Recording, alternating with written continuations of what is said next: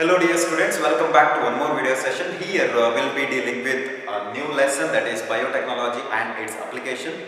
In the previous chapter we have studied about the principles of biotechnology, that is nothing but genetic engineering. At the same time, how exactly recombinant DNA technology is done. We have studied about isolation of the DNA, treating with the restriction enzymes, then gel electrophoresis, correct, and PCR, all this stuff, introduction of the rDNA into the host organism, and how exactly it is multiplied inside the biovessels, that is nothing but the fermenters, yes, the reactors, bioreactors, and then finally the purification of that protein, and that is nothing but isolation of the protein from that host organism by a process called as downstream processing. Done? Easy, right? Now we are going to the next step, that is why we have to go with this processes of recombinant DNA technology. What is the use? That is nothing but its applications. Simple, in this chapter we are going to study the different applications of biotechnology. The first one, the main concept, in that some subdivisions are there, that is sub-concepts are there. That is use of genetic engineering or biotechnology in the field of agriculture. That is the production of a specific, or not production, sorry, introduction of a specific gene into the cotton. So that is nothing but BT cotton. Okay, and after that we are going to study about the development of pest resistance plant. Okay, you will understand it later. The next is genetic engineering in the field of medicine. In that we are going to study how exactly humulin, that is nothing but insulin, produced through rDNA technology is done, developed. And then the gene therapy, a very important concept. Okay, then molecular diagnosis of a particular disease, that comes under the second concept, that is biotechnology in the field of medicine. Last one is development of transgenic animals. Why these transgenic animals? In other words, genetically modified organism, GM organisms. Okay, why it is developed? What is the reason behind it? Then finally, the end of the chapter, we will be dealing with the concept, that is ethical issues, because here for the construction of rDNA, to get a desirable product, obviously we need to take the help of some animals. Got it? So that is nothing but for the clinical research work. Okay, so we need to introduce that protein into one organism and see how exactly that protein behaves in that organism. So it's not good. I think I had explained about it in the previous chapter itself. Okay, that is nothing but addressing the ethical issues. Okay, arise from ethical committee. Okay, so the first thing is the introduction portion. Simple, easy, that's what I have written already. I don't want to waste the time here. Why this genetic engineering or biotechnology? Simple, it is deals with the large scale production of biopharmaceuticals, at the same time biologicals, that could be a type of organism, it could be a microbe, it could be fungi, plant or animals with some extra character, okay, for the welfare of human being, that's it. So here we are actually dealing with the production, that is large scale production of biopharmaceuticals. Got it? At the same time biologicals, by producing some organisms, that is nothing but genetically modified microbe, genetically modified fungi, genetically modified plant, genetically modified animals. Whatever it is, a new gene is introduced into this particular organism, and from that we can obtain this and this. Why? For the welfare of human being. That's it. Okay. Now, what are the main applications of genetic engineering, or nothing but biotechnology? Here I have written that therapeutics. Very good example is gene therapy. See, suppose a person is suffering from a type of deficiency syndrome, and it's very deadly for that person to survive. Okay, the thing is, in his body a specific protein is not being synthesized because of the defective gene. So using biotechnology we can insert a specific gene which could produce that protein, okay, into that particular person. So that is nothing but replacement of a defective gene by a healthy working gene.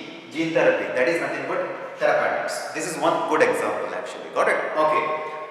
Diagnosis, obviously, right? Simple.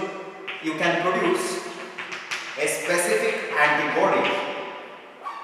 Okay. So it is nothing but detection of a particular disease. I don't know whether that person is suffering from cancer or some other disease. So for that, what I have to do is like I have to extract some protein from his body, that is nothing but antigens. Okay, and after that I will develop a specific antibody and I will allow this antibody that is developed through genetic engineering to react with the antigen of that infected person, and I could get the result easily. This is nothing but in the field of medicine, diagnosis. Done. Then agriculture, obviously we are all depending on the agriculture, that is nothing but the farmers mainly depends on the crop, yes, for their survival. If the crop yield is very less, then obviously it's a big loss for the farmers and also for us. So in the world we know that the population is keep on increasing, and there is a need to increase the food, correct, for everyone. So the food can be created only through a very good agricultural practices, correct? That's it, the yield of the crop, that's it. So you can create a specific type of plant where it can survive anywhere else and produce more crop. Yes, so that is genetically modified crops. So we are going to study about genetically modified crops. For example, BT cotton is a genetically modified crop.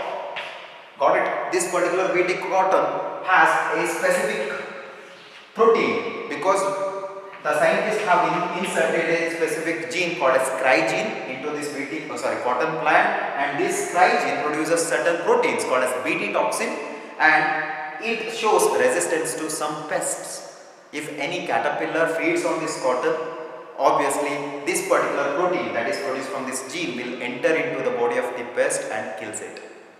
Simple, right? Easy. So that is genetically modified crop. One more example, if you want, have you heard about the golden rice?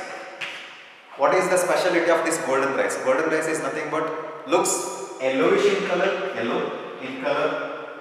Okay. What is there inside? It has got a specific type of protein, okay, which can produce vitamin A. Okay. So this is the thing. So scientists have inserted a specific gene into this rice variety, and that could produce vitamin A. Got it? So this is it. So that is golden rice, genetically modified crop. Okay. Processed food, obviously you go to Reliance Fresh, More or D-Mart, wherever you go, and obviously you buy a lot of foods. Yes. So we have to be very careful about the quality of the food. Okay. In the sense like, see, for the processing, it's not an easy task by that particular factory or industries.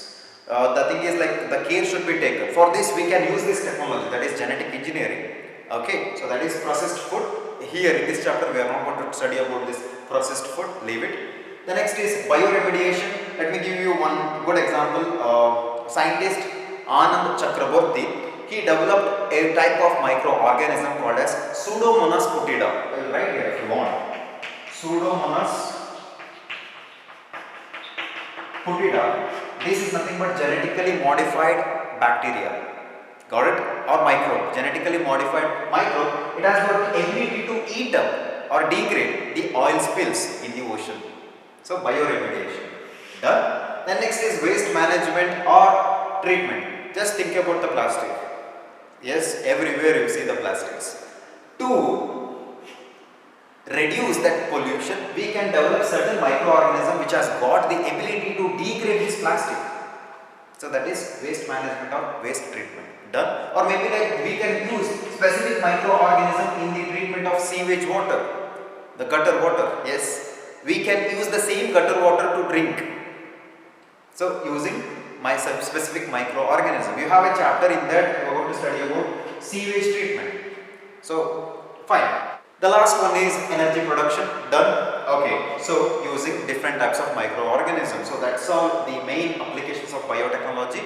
But in this chapter we are concentrating more on the applications in the field of agriculture, medicine and development of transgenic animals. What is this transgenic animals? Genetically modified organism. That's it. Okay. Now you may get this question. Mention the main critical and important research areas in the field of biotechnology. So we write here main or important or critical research areas. That means where exactly this particular genetic engineering is used extensively. That's it. Okay. Research areas in the field of BT, biotechnology. Simple, I will not write it full. See, we need to provide a specific catalyst, a better catalyst. Hope you know what is catalyst. Catalyst is nothing but you take enzyme. Okay, so which is also called as biocatalyst. What is the function of it? It always helps to reduce the intake of energy for a particular chemical reaction and also facilitates the reaction to complete faster. That is actually the main function of a catalyst, biocatalyst, enzyme. So here, the first important critical area is providing a catalyst to the world for a specific function. Okay, we need to construct one enzyme, or it could be a type of microorganism. For example, for bioremediation, okay, I need to construct one microorganism. Okay, that is providing a catalyst. Okay, this microorganism does not exist naturally. It is created by Chakraborty. Okay, Anand Chakraborty. Okay, so providing a catalyst, it could be in the form of micro or an enzyme. Done. I think can you write it? Okay, so this is one thing. Once you create this catalyst, the next challenge, another research area of biotechnology is you need to provide optimum conditions, right? So that is also another field of biotechnology. You need to provide certain optimum conditions to this catalyst, or maybe genetically modified organism or genetically modified enzyme. Not enzyme, but organism which produce a different enzyme. That is nothing but protein actually. Got it? So you need to provide optimum conditions to this catalyst. This is the second critical research area in the field of biotechnology. The third one is, the last one is improve downstream processing. Okay, so downstream processing. Why downstream processing? It's nothing but purification and isolation of the recombinant protein. That's it. So recombinant RP, recombinant protein. To obtain recombinant protein, we need to improve this field also, downstream processing. For this also, we need to develop certain genetically modified organism that could extract this protein. It could be a type of enzyme also, which could extract this protein from a specific host organism. Got it? So this is actually the three important critical research areas in biotechnology, providing a catalyst, okay, to the world. It could be in the form of a specific microorganism. Very good example, Pseudomonas fetida, or maybe a type of an enzyme. Done, or maybe you can incorporate a specific gene which could produce this enzyme into a host organism through cloning vector. Done, it will produce that enzyme. Then after that you extract it. Then the thing is, then next one is you need to provide certain very good conditions that facilitates the work of this specific catalyst. So that is, you need to provide optimum conditions, okay, to the catalyst. Last one is downstream processing. You need to improve this field because to extract recombinant protein. Got it? So for that also we need the help of genetically modified organisms. Okay, done. So this is the first video session. Now I'll be talking about the first applications of biotechnology, that is in the field